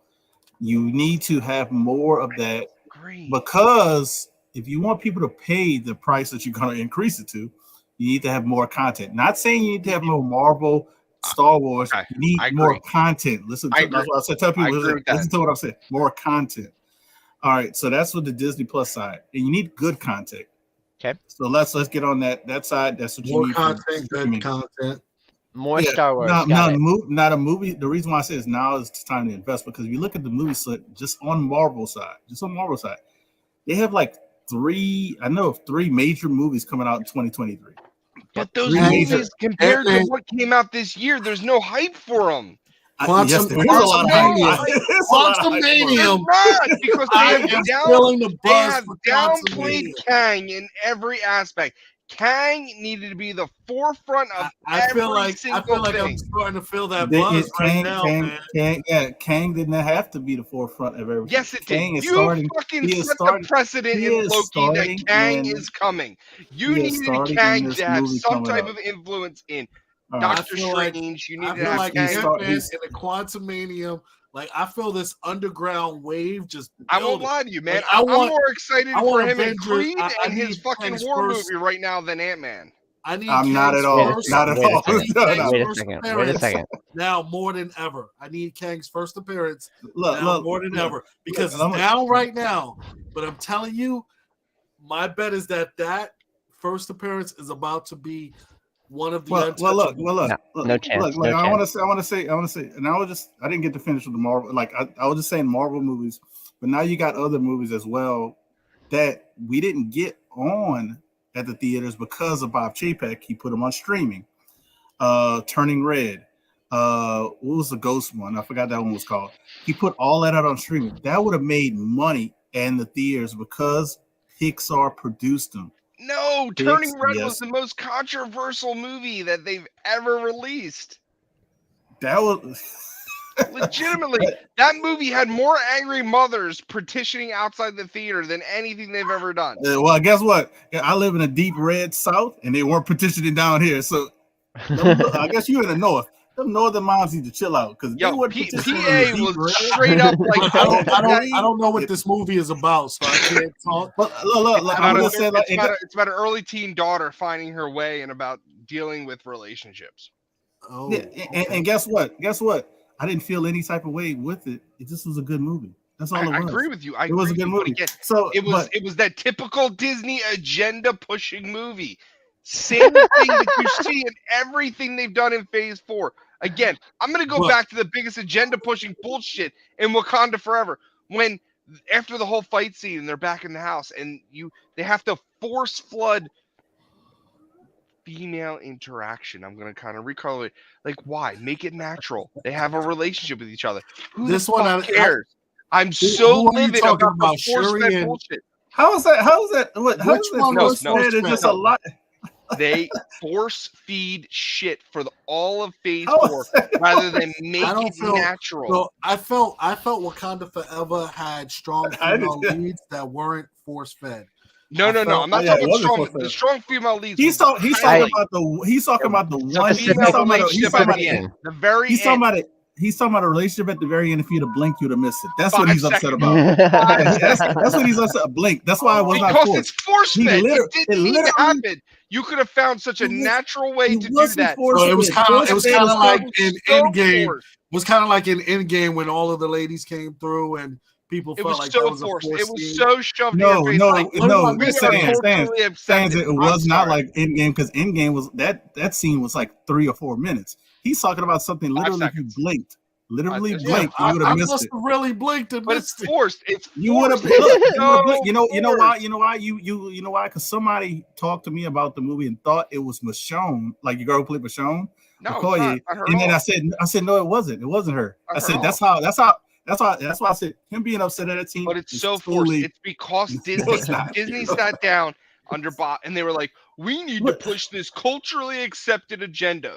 No, they don't. Push a culturally accepted agenda. Why are you so upset with how the world is? That is the world That is we the live world. in. But again, don't make it like a forced instance. It's not forced in there. You're Can crazy if you didn't think that was forced. Can I ask a question? In the first Black Panther, was there any forced agendas that you noticed that you can remember off the top of your head? I wholeheartedly do. I think the Black Panther one had an amazing story. But Absolutely. If they would have kept the political agenda out of it, it took away from that movie was a 99% Rotten Tomatoes hit. You take the political agenda out of it, that movie would have skyrocketed. It did skyrocket. I mean, it would have went to the stratosphere. What was the political agenda? The forced aspect actually That's came why to me I'm with curious to know what the forced aspect came to me with the Michael B. Jordan's role, man. Like literally when that they're in was the museum. organic. In the museum, it wasn't very organic. In the museum, when they first introduced it, when he's going through talking about the artifacts, it feels so forced. Oh my god! I have totally. So let me stop you. I have a totally. Oh yeah, go for it. Like I felt like that was that like he had a Harlem swag. He had an the swag. Yeah. Like he had an educated approach to it, and it was like I felt like, oh damn, he's educating me about these these weapons, and it was like, oh shit, he's turning this on his head and using it. I didn't feel any of that was forced. Interesting. I felt like that That's really interesting. You know why? And I have to say this. Be real right now. You know why he has a different feeling. Y'all have different feeling. I like compared to us. It's different cultures, it's different ways we were brought up. I agree with and we see different things in different eyes. I didn't. That scene was definitely 100%. And you know what? In my view, not. It was like I like how he twisted it on her and used his education and got. I like that scene. If the nonsense that didn't come out about I forget if she was the board of directors or whoever made the statement that she was going to push. And again, I have nothing against it. I love the idea that they were going to push equal opportunities, gay agenda in theaters. I think it needs to be a part of our culture every single day because it surrounds us every single day. Listen, I agree with you. I think it has to be organic. But they force push it the same way they did in DC Comics when they force push the relationship with Superman. It doesn't take. All you do is create a divide. And if you want to create a divide, you force push that agenda. If you want to create something organic and natural, you just let it happen. I love this. I'm in agreement with you, Matt. I think sometimes we look at certain things and it's like, did that need to be in the movie? Like it should be in the movie. Not that it should be in the movie. It should be in the movie. I'll go. No. What I'm saying is there's certain things that are forced in movies. So when I look at Black Panther 2, I look back and I say, was Riri really needed in this movie? No. And I feel like she 100% wasn't needed in this movie. No. But But when I think about Ryan Coogler and I say, oh, you know what? Black director, he wanted to take a moment to introduce this character, and be the one to expose it to, to the mainstream and say, I brought this to the. So then I was like, oh, it makes sense. But in terms of the movie, she was more like it did not have to be in the movie. Anybody go the only thing I would disagree with that is it's like, all right, if you take her out of the movie, then you take a whole plot point of Namor coming, because he doesn't need to come out. He doesn't need to come out if the scientists.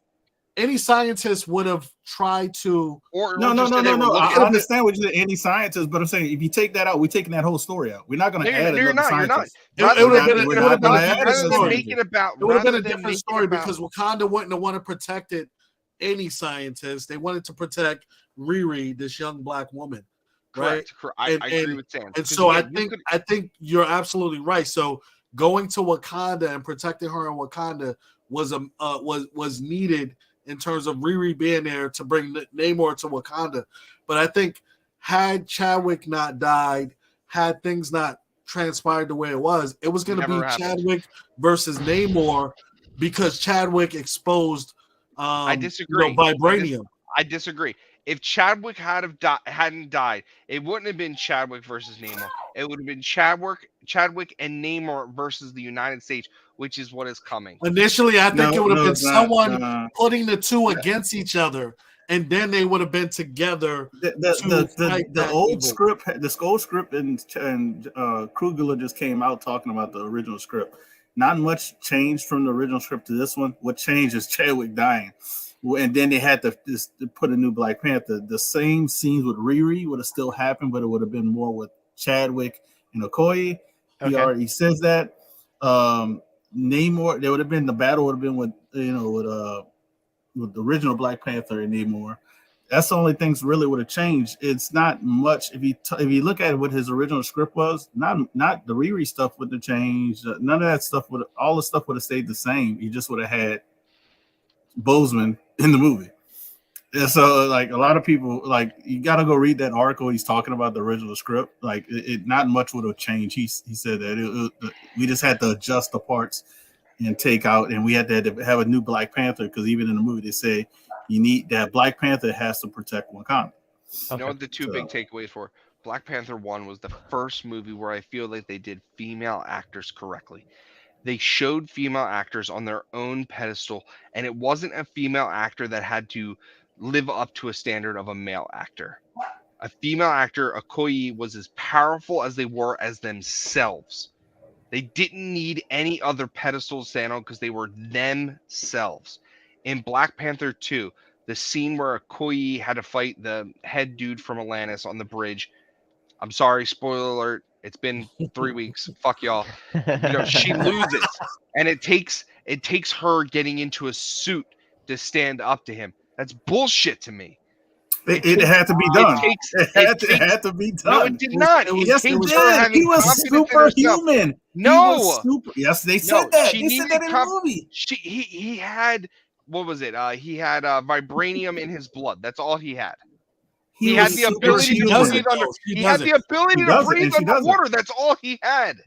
And he was superhuman. They said that. Yeah, Atuma had abilities above her, because on the first bridge he stood her ground, but he overpowered her because she only overpowered her because she was worried about. No, he overpowered her because of his strength. I agree with you. I disagree. They did not need to say that the suit brought her to where it was. But it 100% did. It was like she needed the suit to be comparable to a man. But they used the suit. They used the suit to bring forth the Midnight Angels, which is part of the comic book history. Yes, which I agree. I agree with the why, but it didn't need to be in the moment, because you take away from the importance that Black Panther created. Black Panther to me is the staple of female superheroes in comic books. But beyond Black Widow. I won't disagree with you there. Black Widow was terrible, and I don't know how someone could survive a fall out of a flight window, 1,000 feet. A 3-story window and not break any bones, and then get up and fight an enhanced human later on from that. So Black Widow, I don't know what that is. That's what I said. Like I can't. Like, Black Panther's the only one that did it naturally. It was natural. It was not forced. It was there. They were the honor guard of the Black Panther. It was so fluid. I love watching it. So let's go back. I say more in that. You know what? More in that movie, they did touch more comics than anything else in Phase 4. Yeah, they had a lot. If you read, and people say they didn't. We already talked about the Midnight Angels. Yeah, the storyline with Shuri beating up Namor was actually in the comics. So it's like a lot of stuff that they took. The flooding of Wakanda was in the comics. That was in the comics. So they pulled from the comics. But let's go back to what we initially were talking about, Phase 5. And Matt, I hear your point, man. Phase 4 was such a cluster that they need to just slow down. They need direction. They need to slow down, man. Like, give us solid direction. If I'm telling you, if Kang does not become the staple of Phase 5, I'm completely out. And that's where I think I agree with you. But I think that's absolutely the case. I think everything is going to revolve around Kang for the next 3 years. It's too late. I can't say that. I don't think so. It's a missed opportunity that they didn't do it more in Phase 4. They set the tone in Loki, and then they bombed everything after. And predictions. Let's talk about predictions for Ant-Man. And as we get ready to wrap this up, let's talk about the importance of Kang, because I'm thinking right now is the time to get your Kang books while it's down. Go out and buy Creed 3. I'm telling you, Creed 3 will show you the best depiction of Kang you're ever going to see. I'm sorry, the man was able to finally act. The man was finally able to act in his true form and not follow nonsense of Marvel. I'm mad there's no I don't know. I forget the title. What's the war movie he's in right now? Because that shit looks amazing. I'm mad there's no Stallone. The end of the show is going to be really easy for me. Really freaking easy for me. I'm going to be a broken record for the remainder of the show. Devotion. Please take a moment and go see Devotion. Devotion, okay. Where he is playing a naval pilot during early, I'm guessing somewhere between World War II and current, where he is playing a Korean War. Korean War. I don't know. They have jets in it, so that's why I was like, no, I don't think they have jets. They're still using machine guns. They're not using rockets. But they're not using they're not using the propeller planes. I don't think. Hold on. No, they got Devotion is inspired true story between Jesse Brown, the first black aviator in U.S. naval history, and has enduring friendship with Fellowship. It doesn't say when. So he's the first naval pilot, black. Well, I guess we could just look that name up and find out when he was. Yeah, that's fair. Yeah. What's his name again? What's the guy's name? Jesse Brown. And according to Matt, he is an aviator. Yes, I see the posters. I see the posters in my town actually. Some like he's an aviator. It looks like a World War II. Yeah, it was Korean War. Korean War. Okay. Yep. But I'm saying, like, look, don't look at his name because you'll see a spoiler for the movie. I'm just saying. I know how the movie is. Let's go back. Matt, your whole thing about Marvel is it's lost its direction. It's lost its kind of pizzazz. The hype is gone. The hype is gone. I share that sentiment. What? The hype is gone because it's oversaturated. Listen, if you cut out 60% of the TV, if you cut out 60% of the TV and focus on character development, not character development over miniseries, because quite frankly, WandaVision did it right and everyone fucking failed after that. I'm sorry, that's the honest truth. But Loki was good too. Loki was good too. But Loki set the precedent of Kang. Loki had an importance. Miss Marvel had no importance. Falcon Winter Soldier had no importance in my opinion. But they could have been standalone. Why are we connecting them? They were standalone like comics usually are. That's the problem. Why are we connecting them from in terms of standalone? Because Marvel set the precedent of because everybody like Matt wants to have it like in Infinity War Endgame. They have to have it like. Well, I need to make one thing clear. But the world is so big, we forget that the world's so big. They can have but they're so big, but they're all a part of it. Don't standoffs. Not okay. I'm gonna go back.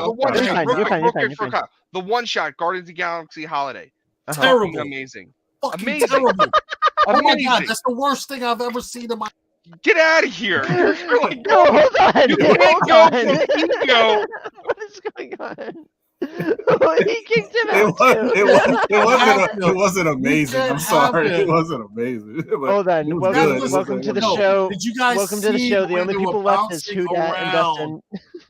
Oh my god, the best part of that was the director's brother, James Gunn's brother, with the that was the only person I liked, and the way the guy's arm moved. I like Nebula. Nebula was she's grumpy. Yeah. And she brought him freaking Winter Soldier's arm.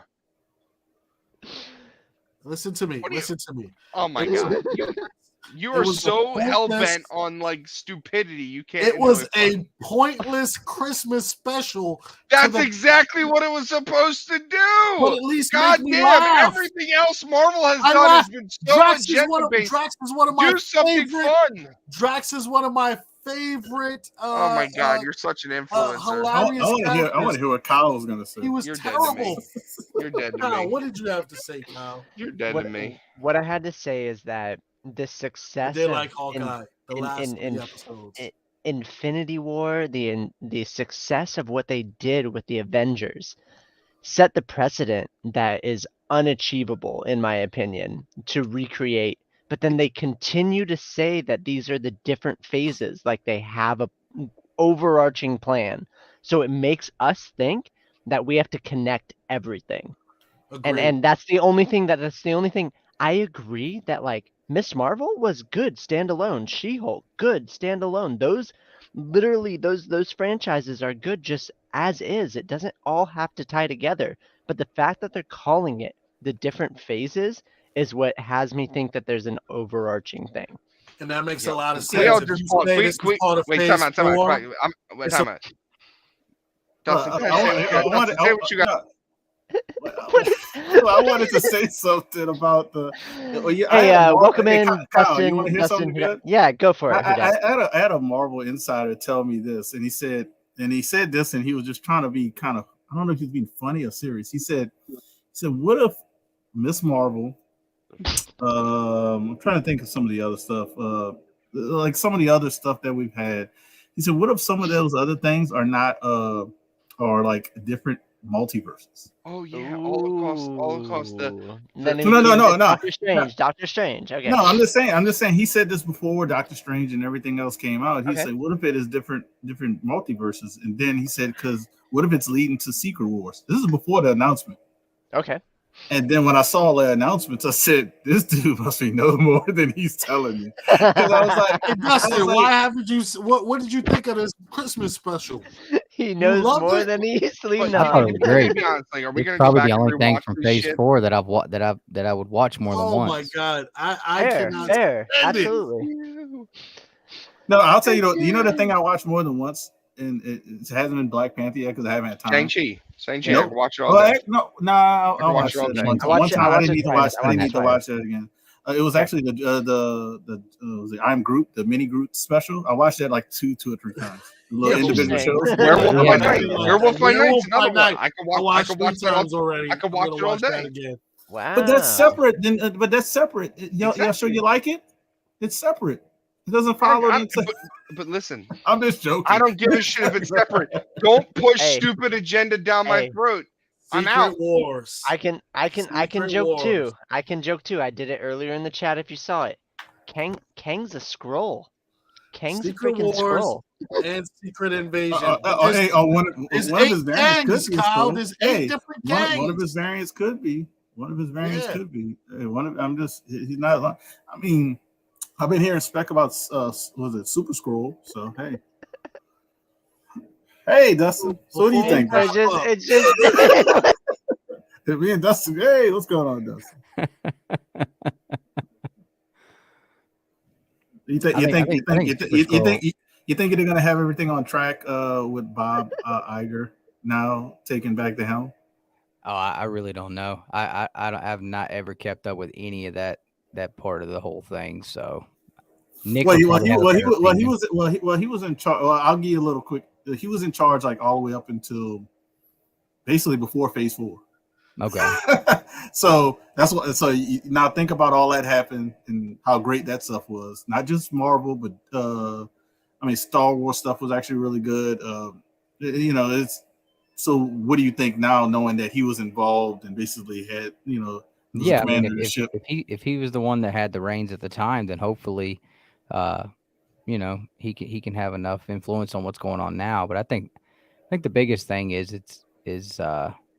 like Matt said, with the oversaturation, it's like eating your favorite meal every single day and never having the opportunity to look forward to it. My mom, she makes this special cake. It's a Georgia pecan cake. She only makes it for Thanksgiving. And all year long, I look forward to that shit. If I had to eat it every day, I'd probably get sick of it. But Thanksgiving comes around, I'll fight and kill everybody in my family if they try to get a piece before me. And I'm the opposite. I'm the opposite. And I'm the opposite of sweets like that. So if I have something I really like, I can eat it every day. So. Yeah. No, it doesn't have the same meaning. I don't care about the meaning. I care about that's all Marvel did for 3 pieces was carry on meaning. Oh, you know, you're talking about Marvel. I was talking about pie. I was talking about pie and cake. Does everyone agree that Kang needs to be the focal point of Phase 5? Does everyone agree that Kang should be the big focal point of Phase 5? And if he starts off Phase 5.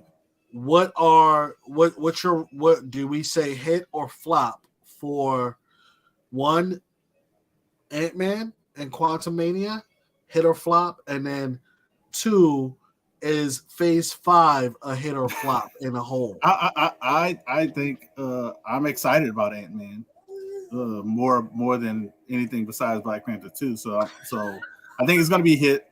I think Phase 5 is going to be a hit.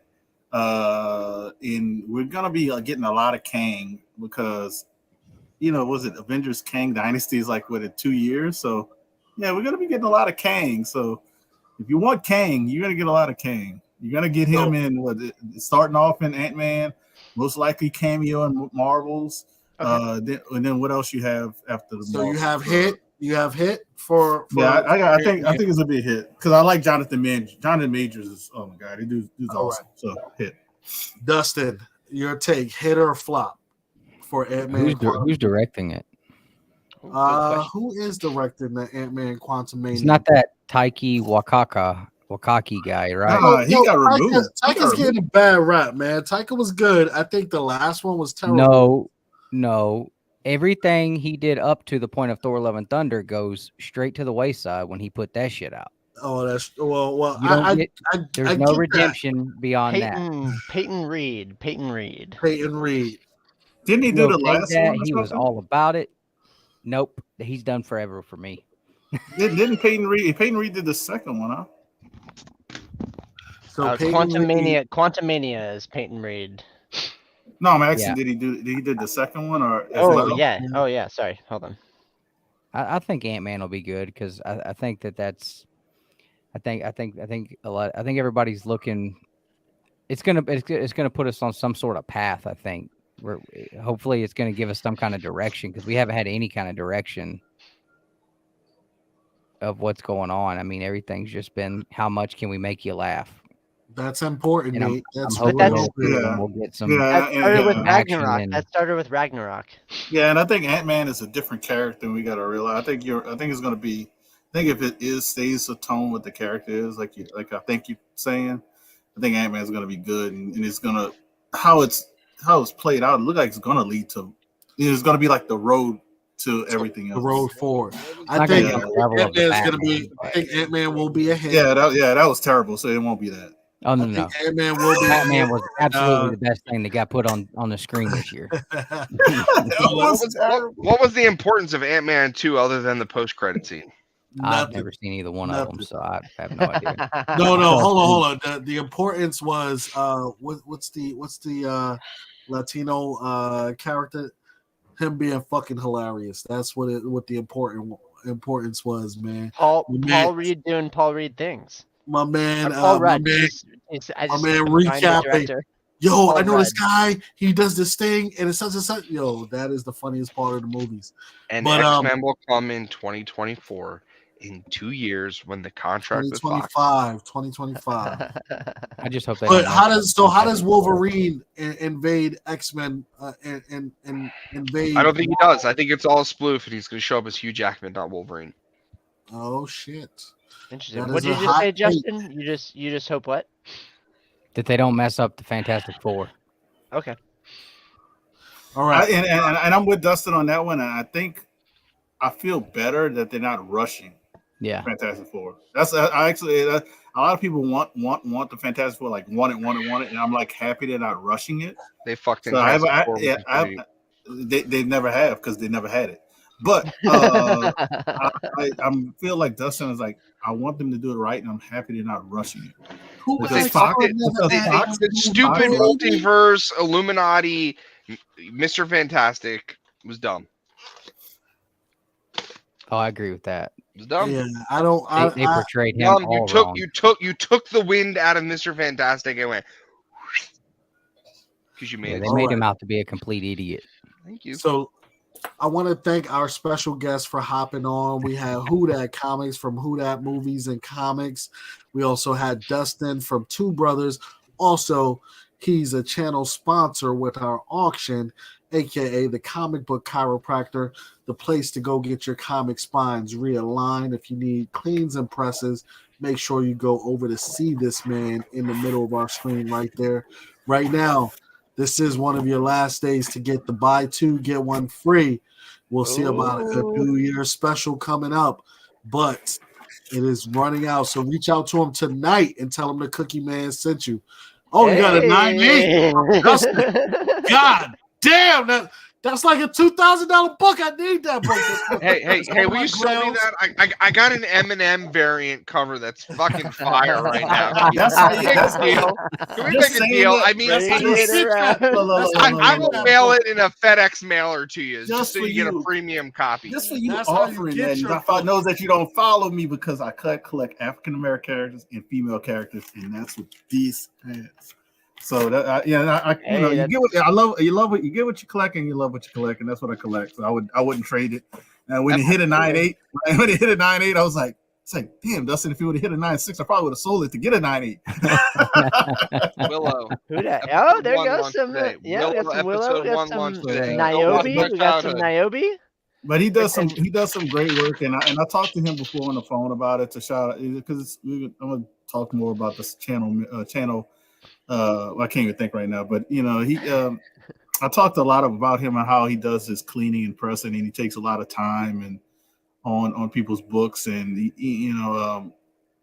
I have to commend him on that because a lot of pressing cleaners probably wouldn't take as much time as he does on cleaning a book, and I have to commend him on that. So, appreciate that. Do that. I'm telling you, he's undervalued right now, but get in there before he blows up crazy because the boy is gonna get you some great deals, and he knows how to clean and press, and he can take out like your tough, your spores, all kinds of shit that you need done. Reach out to him, man. Reach out to him. That being said, I want to thank the panel member. Look. Shout out to Kyle for being a judge, man. He had to be fair and honest, and he made his true ruling. Yeah, I understand where you were going, man. Shout out to the prosecutor, my man, Last Level Comics. Look, there's nobody that's ever going to debate this brother, man. He is that good, but he knows he's wrong. He knows he's wrong. I'll debate him. I'll debate him all day. Okay. Don't be smart with me. I'm just being. Don't be smart with me. I'm okay, and that's why we love it. The prosecution rests. Hold on. I need a closing argument. The judge wants a closing argument. Andor is the best Star Wars. Andor best. Name something that's hard to do with your eyes open. Read. Stellan Skarsgård is by far going to win an Emmy. I am going to put that. That's what I was talking about earlier. We need more content. Yeah, good content like that on Disney Plus. Episode 8 with his speech on the elevator brought a tear to my eye and made me like, whoa, like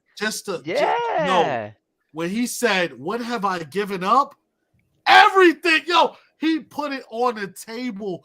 And that man broke it down. He was like, I had to use my enemy's tools. If you listen to everything, every word he said, it will bring a chill to your spine in terms of how he broke down what he had to sacrifice for the rebellion and why he would not let this guy out of his, his double duty. It was powerful. Look. And I got another question before we head out. Sans, is your new favorite ship his ship? His spaceship that he was flying? It's crazy when he pulled away. That's what I'm trying to say. Yeah, that's what kind of ship is this? That I was like, I had my favorite ships on Star Wars, and that one kind of like jumped when he started doing all the stuff, and I was like, that is my favorite spaceship, and it looked like it's not away, and he played the mad smooth. He was like, yeah, no, I don't know who you are, and then boom, they was like, what is this guy trying to do? And he was like, what are you doing? Yeah, and then he's like, here's these marbles. He gave him deuces, like, but to be honest with you, man, a lot of people look at Andor as kind of like soap opera-y. It's drama, but it has so much like intrigue and like revolution in it. It is crazy the way the passion. It basically told a story of what really is going on in Rebellion. Besides this, what's going on? I don't know. There was no force, except for the force of spirit. Yes, force of spirit and humans. Jedi are boring. They're boring if they're written very well. I would agree terribly. Book of Boba has sabotaged Star Wars. This brought Star Wars back to life for me. And I'm more excited for Mando season 3 now. Also, Tales of the Jedi, underrated. Oh, Tales of the Jedi animation, was so good. Like, that was phenomenal. So good. Oh my God. I did not know why Dooku was that way. Yeah, he started off as a pretty decent guy because of that, man. Shout out to Tales of the Jedi, Dooku, Ahsoka, all of that, man. It was really brilliant how they did the cartoons. Once again, I want to thank all of my panel members for coming on, man. Sleeping Fat Thor. Fat Thor fell asleep on us, y'all. But I have that same shirt Matt has. That's pretty funny. There you go. Shout out to Who That. Shout out to Two Brothers. Shout out to my man Promiscuous Time Traveler. If you have not subbed to the channel, go ahead and do so, man. We got a lot of great content coming your way. We'll do these spirited conversations always, man. But God bless. Have a great night. We appreciate you guys coming out and supporting the channel, man. Thank you. Have a great night. So with that being said, drop a comment if you're watching this on a rewind, and make sure you sub up the channel. Everybody take care. Have a great one.